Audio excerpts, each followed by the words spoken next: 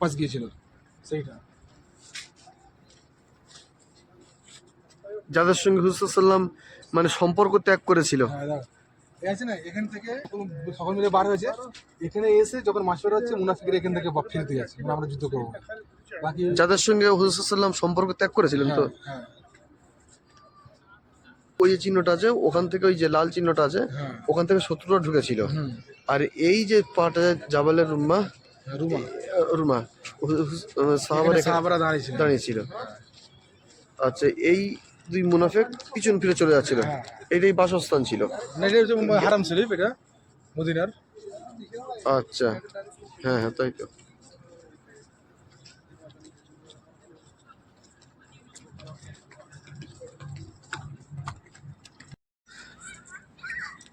এই সেই পাহাড়টা যেখানে হুজুর সাল্লাল্লাহু আলাইহি সাল্লাম নির্দেশ দিয়েছিলেন সাহাবাদেরকে যে পিছন থেকে শত্রুরা আক্রমণ যাতে না করে, তোমরা এখানে অপেক্ষা করো, পাহারা দাও। তো সাহাবারা এই পাহাড়ে উঠে পাহারা দিচ্ছিলেন। এই পাহাড়টার নাম কি মোতালেব ভাই? জাবালের রুমা। জাবালের রুমা, এই সেই পাহাড়।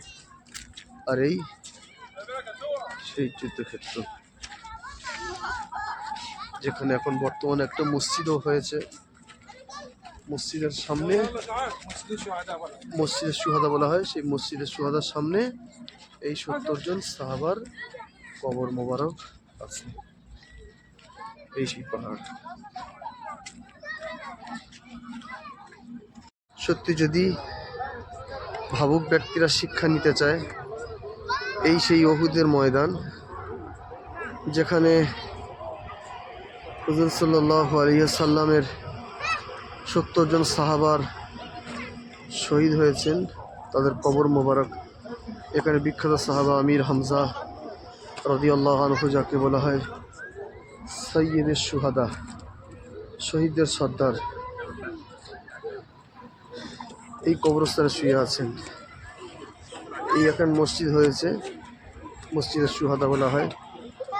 আর সবথেকে শিক্ষার বিষয় হচ্ছে এই যে পাহাড়টা, আমি এবং আমার সঙ্গী আছে মোত্তালেব ভাই, মাওলানা মোত্তালেব সাহেব, এই পাহাড়টার উপর হুজুর সাল্লাল্লাহু আলাইহি ওয়াসাল্লাম উঠতে বলেছেন এবং খেয়াল রাখতে বলেছেন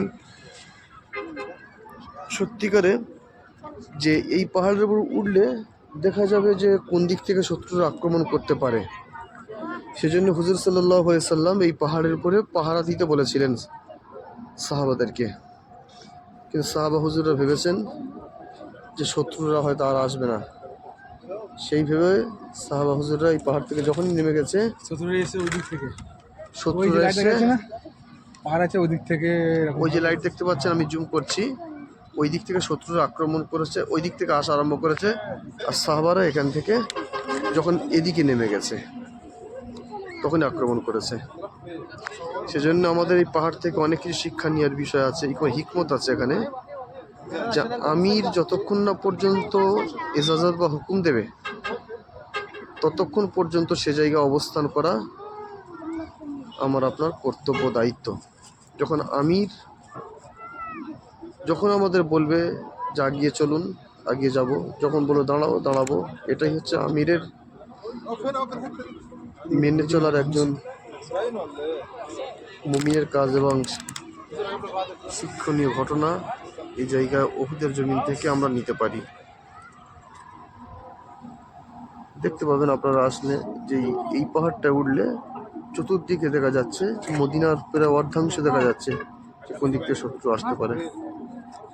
তো উভয় থেকে মাটি বা পাথর নেওয়া বৈধ নয়। আগে মাটি ফাটি নাই না। হ্যাঁ,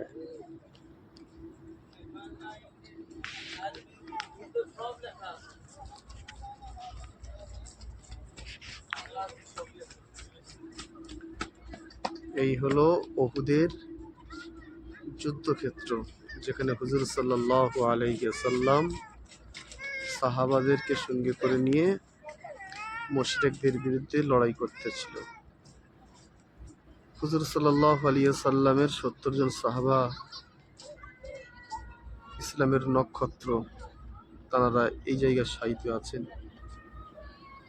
আজও পর্যন্ত সেই খুশবু যিনি আসবেন তিনি পাবেন ইনশাল্লাহ, যেটা আমি পেয়েছি এবং আমার সাথী সঙ্গীরাও পেয়েছে।